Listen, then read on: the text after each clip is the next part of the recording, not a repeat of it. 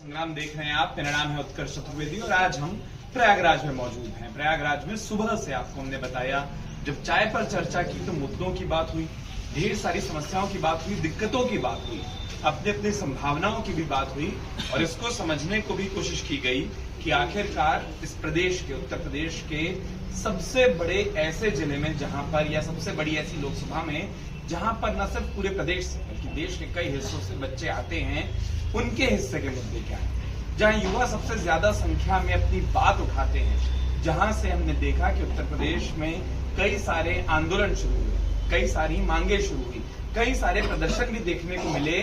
क्या वो आंदोलन, वो प्रदर्शन, वो मुद्दे, वो बातें युवाओं के बीच में चर्चा के जितने विषय हैं, क्या वो वोट देने का भी कारण बनता है? क्या मुद्दों की बात सिर्फ बातों तक रह जाती है या फिर उस पर वोट भी हो रहा है?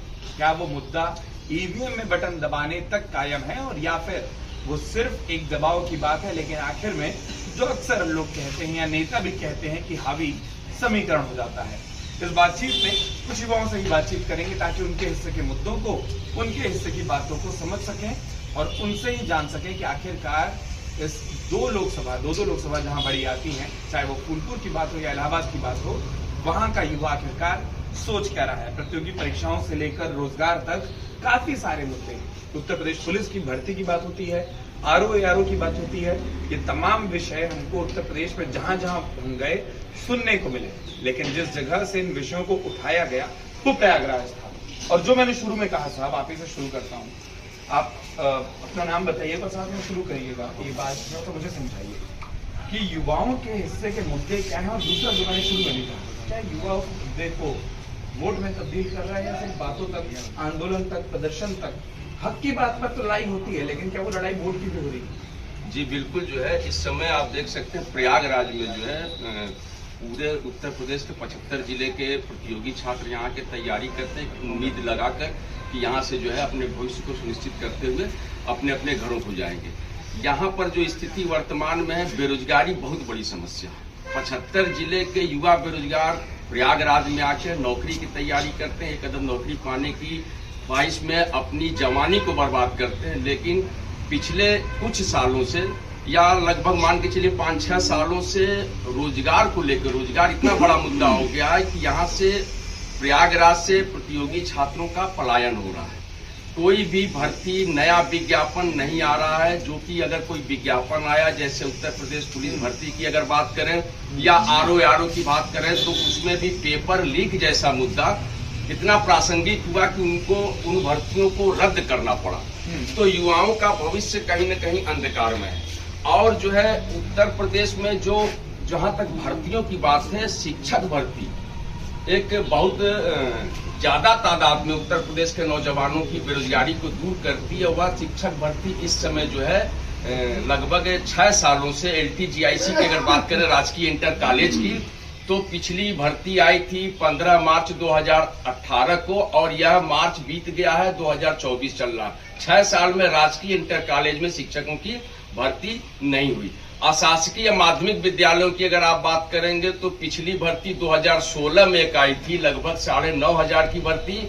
उसके बाद 5 साल के बाद 2021 में 15,198 की भर्तियां आई थी TGT PGT की। उसके बाद 22 और 23 और 24 ये 3 साल इधर हो गया, कोई भर्ती नहीं आई। पिछले 5 साल में एक ये भर्ती आई थी 15,198 की। तो जो युवा बेरोजगार है और शिक्षक भर्ती की तैयारी कर रहा है, अगर आप जो है प्राइमरी शिक्षक की बात करें तो 69,000 भर्ती आए, लगभग 6 साल हो गया प्राइमरी सेक्शन में, आज तक कोई भर्ती नहीं आई। बेसिक शिक्षा मंत्री जी का बयान है कि हमारे पास सरप्लस शिक्षक हो गए हैं, ज्यादा तादाद में शिक्षक हो गए, इसलिए हम भर्ती नहीं निकालेंगे। माध्यमिक शिक्षा मंत्री का बयान था गुलाबो देवी जी का, पिछले 2023 के द्वितीय सत्र में, जो आपका विधानसभा का द्वितीय सत्र चला था, उसके प्रथम मंगलवार में उन्होंने जो है बयान दिया था कि लगभग अशासकीय माध्यमिक विद्यालयों में प्रवक्ता के 4,364 पद रिक्त हैं और TGT के 20,485 पद रिक्त हैं। तो इतनी भारी संख्या में लगभग 24,000 अशासकीय माध्यमिक विद्यालयों में भर्तियां रिक्त हैं। लगभग 6,000 से ऊपर राजकीय इंटर कॉलेज में शिक्षकों की भर्तियां का अध्याचन लोक सेवा आयोग को आया हुआ है और लगभग 1.25 लाख के ऊपर बेसिक शिक्षा मंत्री जी का बयान है कि कि 1.25 लाख के ऊपर प्राथमिक शिक्षक जो है के पद खाली हैं, लेकिन शिक्षक सरप्लस हो गए, इसलिए हम विज्ञापन नहीं देंगे। तो मैं एक चीज पूछना चाहूँ जी, लाखों की संख्या, हजारों की संख्या कुल योग कर लें तो लाखों भर्तियां ऐसी हैं जो आई नहीं जी, जो रिक्तियां हैं, मतलब जो पद हैं लेकिन उनको सरकार नहीं भर रही है, उनके लिए वैकेंसी नहीं निकाल रही है। क्या वो आप लोगों के जो तमाम छात्र संगठन होते हैं, छात्रों के समूह होते हैं, अक्सर एक बात कही जाती है कि चाहे वो लखनऊ का इको गार्डन हो, चाहे वो प्रयागराज में लोक सेवा चयन आयोग के बाहर का दफ्तर के बाहर का गेट हो, वहां सब एक होते हैं, लेकिन उसके बाद जब अपने अपने जिलों, शहरों, लोकसभा क्षेत्रों, विधानसभाओं में जाते हैं तो वो तमाम जो अभ्यर्थी हैं वो बट जाते हैं, फिर समीकरणों पर, तमाम चीजों पर वोट डलता है। इसलिए ये सारी चीजें मुद्दों में, मैनिफेस्टो में उम्मीदवारों की जुबान तक नहीं पहुंच पाती। क्या ये बंटवारा हो जाता है? देखिए, बेरोजगारों की जो समस्या है, बंटवारा अपने अपने जनपदों में होता होगा, मैं नहीं जानता, लेकिन अगर एक बेरोजगार प्रयागराज में है और वह प्रभावित है बेरोजगारी से, तो कहीं न कहीं उसका परिवार भी प्रभावित है। उसका परिवार भी जो है उस परेशानियों में जूझ रहा है जिसमें उसका लड़का जूझ रहा है। तो ऐसी समस्याओं से वोट को लेकर जो है कहीं न कहीं इसका असर पड़ेगा। बेरोजगारी एक मुद्दा भले पॉलिटिकल पार्टियों ने नहीं बनाया है, मुद्दे तमाम ऐसे मुद्दे बनाए जा रहे हैं जिसका कोई अस्तित्व वर्तमान में नहीं है। बेरोजगारी सबसे बड़ा मुद्दा है और तमाम जिलों के जो प्रतियोगी छात्र यहाँ आ रहे हैं और अपने अपने जिलों में भले ही जाते हो, लेकिन वो जो समस्या उनकी बेरोजगारी की, नौकरी उनको नहीं मिल रही है। लाखों पद रिक्त हैं उत्तर प्रदेश में, विज्ञापन का कोई अता पता नहीं है, परीक्षाएं समय पर नहीं होती हैं, जो है परिणाम घोषित नहीं होता। अगर परिणाम घोषित होता है तो फिर हाई कोर्ट और सुप्रीम कोर्ट तक मामले जाते हैं। तो एक नौजवान बेरोजगार जो है अगर वो 20-21 साल में इलाहाबाद आता है तो लगभग 35-36 साल उसकी उम्र हो जाती है और नौकरी नहीं पाकर वापस जाकर कृषि कार्य करता है। तो ये बहुत बड़ी समस्या है और इसको पॉलिटिकल पार्टियों को देखना चाहिए और इसका असर कहीं न कहीं चुनाव पर पड़ेगा, क्योंकि ये हमारी जिंदगी का मसला है और ये हमारे दर्द से जुड़ा हुआ है बेरोजगारी। आपका नाम साहब? विक्की खान जी। और विक्की, आपने जो आखिरी लाइन कही ना वो महत्वपूर्ण हो जाती है कि राजनेताओं को अगर नहीं सुन रहे हैं तो सोचना चाहिए, युवाओं की बात करनी चाहिए। कई आपके साथी और आए जो खड़े में करके बात करना कब शुरू करो, यहीं से शुरू करता हूँ।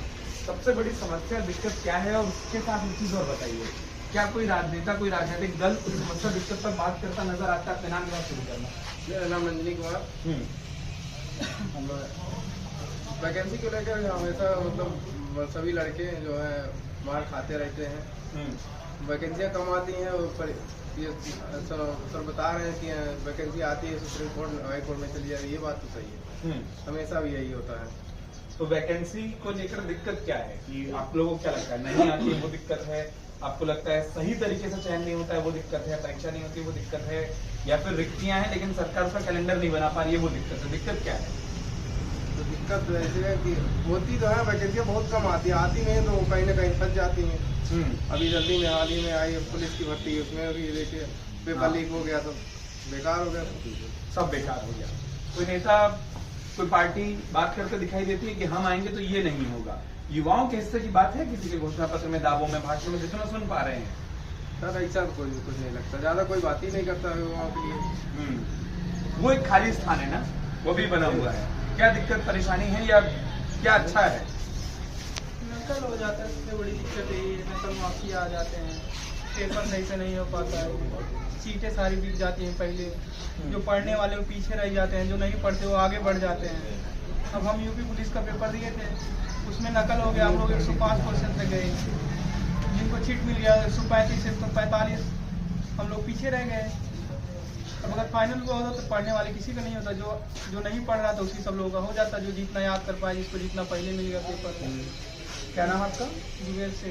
जुबेर, मतलब मैं जो आपकी बात समझा कि अगर यूपी पुलिस का वो परीक्षा लीक की बात नहीं आती तो भी आपका कहना है कि उसमें गड़बड़ हुई थी?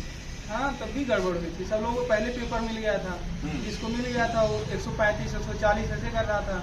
हम लोग पढ़ने वाले लोगों को कहीं से नहीं मिला तो हम लोग 105 107 ऐसे क्वेश्चन रह गया, तो हम लोगों का थोड़ी ना होता, वो होता उन्हीं को जिनके पास पेपर मिला था पहले 130 135। और अब एक शिफ्ट में 12.5 लाख लोगों का पेपर हुआ, 60,000 वैकेंसी है। अगर एक शिफ्ट का पेपर भी नकल हुआ तब भी तो पूरी वैकेंसी चली गई 60,000 उसी में। ठीक बात है। और मुझे तो जितना ध्यान है वो प्रयागराज के युवा थे जिन्होंने ये साबित किया कि ये पेपर लीक हुआ है। शुरू में तो माना ही नहीं जा रहा था कि पेपर लीक हुआ है। ठीक है। हाँ, बहुत सारे जो है इसके लिए प्रयास किए गए। लोकसभा आयोग में धरना प्रदर्शन किया गया, जगह जगह कितनी तोड़फोड़ हुई, लड़ाई झगड़े हुए, उस मुद्दे को रखा गया। अंत में सरकार ने इसको माना कि हाँ ये ऐसा हुआ है। तो पहले हमको तो याद है शुरू में विज्ञप्ति आई थी कि भ्रामक तथ्य हैं, गड़बड़ियां हैं, ऐसा कहा लोग गया। शिकायत कर रहे हैं, तो अपने आप लोगों से कहा गया था कि सबूत आप लोग दीजिए, पेपर लीक हुआ है। अरे यहाँ बच्चे ले जाकर फोटो कॉपी निकलवा करके सबूत, वायरल पेपर के सबूत दे रहे थे, तब भी उसको नहीं माना जा रहा था। हाँ, मतलब मैं यही पूछ मतलब रहा उसको था। एक हम लोग से जितनी खारिज उस कर रिपोर्टिंग दिया को देखे तो उसमें कहा गया कि आपको पेपर देने के बाद पेपर लेकर आ रहे हैं, ये लीक वाला हिस्सा नहीं है, ये भी कहा गया था। आ गया। और लगातार जो है मतलब पुलिस लगा करके बच्चों को ऐसा ट्रीट किया जा रहा है जैसे आतंकवादी है। ऐसा एक्शन लिया गया शुरू में कि जैसे कि बच्चे यहाँ से भाग जाएं, लोकसभा आयोग में किसी प्रकार के धरना प्रदर्शन ना हो। लेकिन अंत में बच्चों का, युवाओं का ताकत उनको नजर आया, उनको लगा कि नहीं इससे हानि हो सकती है आने वाले चुनाव में या आने वाले राजनीतिक कैरियर में। इसीलिए उन्होंने क्या किया, इसको फिर से जांच बैठाई और फिर से देखा। अंत में उन्होंने इसको कैंसिल किया। तो जैसा उन्होंने कहा, मैं वही पूछ रहा हूँ, जैसा इन्होंने भी कहा, जैसा भाई ने भी कहा, सब लोग यही कहते हैं कि आप लोग के मुद्दे तो हैं, दिक्कत भी है, परेशानी भी है। जो उन्होंने कहा 10-10 साल खराब हो रहा है, अगर 5-5 साल वैकेंसी नहीं आ रही, जो आ रही है वो फिर 6 महीने के लिए चल रही इसमें है। देखा जाए तो जो वैकेंसी आ भी रही है, आप उसमें भी ध्यान दीजिए। पहले जो वैकेंसी आती थी जिसमें जो है 500 सीट या 1000 सीट हुआ करती थी, आज वो सीटें घटा करके 250 सीट, और जिसमें 1500 सीट आती थी वो 800 सीट। मतलब कि क्या संख्या भी घटती जा रही है, बेरोजगार युवक बढ़ते जा रहे हैं, हाँ। वैकेंसी की संख्या घटती जा रही है। तो ऐसे में कहाँ रोजगार मिलेगा? वो तो और ज्यादा जो है रोजगार की समस्या जाता है। और दूसरा जो आप लोग सब एक बात बता रहे हैं, मेरे मन में एक सवाल और आया, जब सालों से वैकेंसी नहीं आ रही तो सिस्टम काम कर कैसे रहे हैं? देखिए, पहले तो मैं मैनिफेस्टो पे बात कर लूं। हिंदुस्तान में कांग्रेस की हुकूमत लगभग 70 साल तक रही है, और उसमें जो है आज ये पहली बार जिस तरीके का मैनिफेस्टो जारी किए हैं कि नहीं, हम 1 लाख रुपया प्रति वर्ष जो है अप्रेंटिस बेरोजगारों को हम अपनी तरफ से देंगे। ये पहले भी कर सकते थे, अचानक से इस समय करना, मैं मानता हूं कि जो भी पॉलिटिकल पार्टियां हैं वो हर जगह बेरोजगारों को ठगने का काम की है, लगातार ठग रही है, पार्टी कोई भी हो। मैं आपको सॉरी बीच में दूंगा, मैं इसलिए कहा, देखिए 2014 का भी एक आंकड़ा आता है, आप लोग उसका भी हवाला देते हैं, क्योंकि रिपोर्ट का अभी भी एक आंकड़ा आया है, तो जो ने कहा क्या लिखने से ये विश्वास आ जाता है कि वो होगा? बिल्कुल विश्वास नहीं आता है। बीजेपी गवर्नमेंट जब 2014 में जब आई थी, एक बार उनका भी मैनिफेस्टो में 2 करोड़ प्रति वर्ष रोजगार देने का वादा किया गया था, वो आज तक पूरा नहीं हुआ। उसी तरीके से कांग्रेस की हुकूमत भी पिछले कई सालों से रही है लगातार, लेकिन बेरोजगारों की समस्याओं को लेकर कोई विशेष कार्य नहीं किया गया है।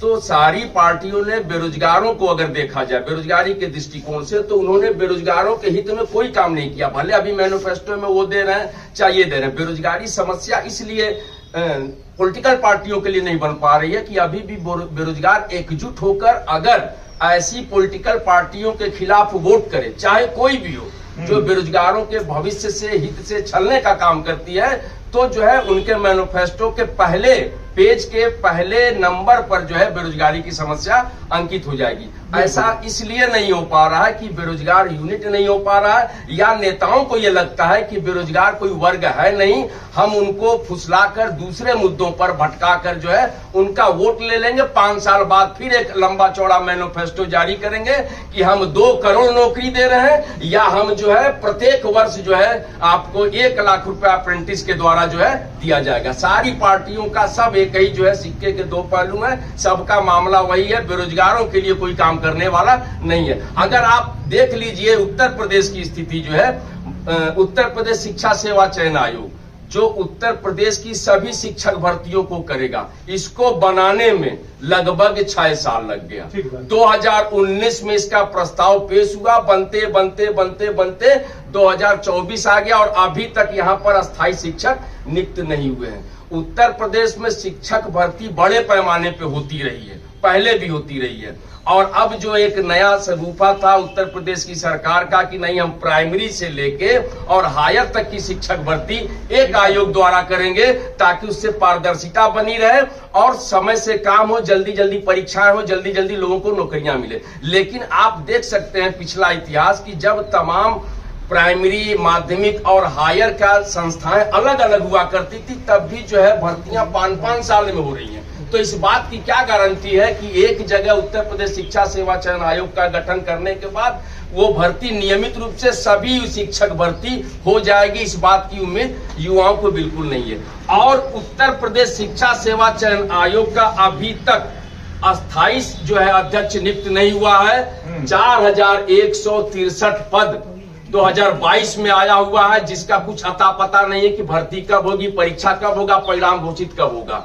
और लगभग 20,485 पद माध्यमिक शिक्षा मंत्री के कथनानुसार कि हमारा जो है टीजीटी में 4,365 पद जो है प्रवक्ता में खाली है, उन पदों को जो है हम कब भरेंगे कहीं कुछ अता पता नहीं है। चयन बोर्ड जो है ध्वस्त है, चयन आयोग का गठन है, बोर्ड लगा हुआ है, लोग एंजॉय कर रहे हैं, 12 मेंबर आ गए हैं, सब लोग चाय काफी पी के एंजॉय कर रहे हैं। बेरोजगार परेशान हाल है, सड़क पर है, गरीबी में अपना दिन काट रहा है, अपने अपने घरों से आता है और यहाँ पर आके 3,3500 का कमरा किराए पर लेके किसी तरीके से दाल चावल खा के अपनी जिंदगी को गुजर बसर कर रहा है। लेकिन एक उम्मीद उसकी हमेशा बनी रहती है कि हम होंगे कामयाब, एक दिन इसी इलाहाबाद की मुकद्दस जमी से एक नौकरी पाकर किसी भी तरीके से दिन रात मेहनत करके हम लेकर जाएंगे और अपने माँ बाप के सपनों को पूरा करेंगे, उनके अरमानों को पूरा करेंगे। और जो रिश्तेदार और पड़ोसी जो हमको उन निगाहों से देखते हैं, उनको भी एक करारा जवाब देंगे कि हम नौकरी पा गए हैं और सर गर्व से ऊंचा करके जो है अपने माँ बाप का दिखाएंगे। जो आपने कहा ना वो युवाओं का दर्द है और इसलिए मैं कहता हूँ, और इसी जगह पर मैं इस चर्चा को इसलिए भी विराम देना चाह रहा हूँ क्योंकि इसके बाद इसमें बहुत बातें जुड़ेंगी। तो ये जो अंतिम भाव है वो शायद डाइल्यूट हो जाए, वो शायद हल्का हो जाए, वो शायद सतही हो जाए। लेकिन इन सब के बीच में कई सारे ऐसे प्रसंग हैं जो प्रयाग के बारे में, जो इलाहाबाद के बारे में खूब कहे जाते हैं। जो इन्होंने कहा वो डीबीसी हम सबको एक स्लैंग लगने लगा है कि दाल भात चोखा, लेकिन वो एक मजबूरी भी है। जो उन्होंने कहा जब पैसा नहीं होगा तो युवा क्या करेगा, जो सालों से तैयारी कर रहा है वो क्या करेगा। लेकिन एक बात जो मोटे मोटे तौर पर आप सबने कही है, मैं एक चीज जरूर चाहूंगा और वो मेरी ओर से अपील है। आप लोग तमाम लोग एक बहुत बड़े संगठन का हिस्सा हैं, आप लोग बहुत सारे छात्रों के बीच में रहते हैं, बहुत सारे अपने दोस्तों को, मित्रों को, रिश्तेदारों को जानते हैं। एक काम हमारी ओर से करिएगा, लोगों को बताइएगा कि अमर उजाला ने एक चर्चा की, आप उसका हिस्सा बने, आप उसमें शरीक हुए।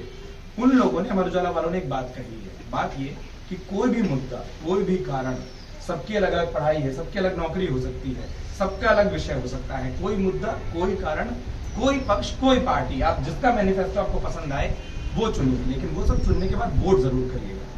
प्रयागराज जैसे शहर में एक समस्या हमने देखी है कि इतना वो शहर, वो इलाका जो पूरी दुनिया को बुद्धिजीवी देता है, वो वोटिंग प्रतिशत में 50 से भी नीचे रह जाता है, वो कम रह जाता है। उत्तर प्रदेश में 2 चरणों का जो मतदान हुआ वो देख करके हमको लगता है कि इसको बढ़ाने की जरूरत है। क्योंकि जब आप लोग मुद्दों की बात करते हैं तो नेताओं को समझ आ जाता है कि वोट डालने वाली जो कतार है वो मुद्दों की कतार है, वो भीड़ नहीं, वो समीकरण की भीड़ नहीं है। और इसीलिए मुद्दों की बात करना, सबसे ज्यादा उस पर चर्चा करना बहुत जरूरी है। आप सभी का बहुत बहुत शुक्रिया। अपनी बात रखी, अपने मुद्दे रखे, स्पष्टता से, साफगोई से बात हुई है। आपको इस बातचीत में कोई भी विषय ऐसा लगता है जो छूटा हो तो कमेंट करके बता दीजिएगा। फिलहाल इस चर्चा में आप सभी का जुड़ने के लिए बहुत बहुत धन्यवाद, बहुत बहुत शुक्रिया।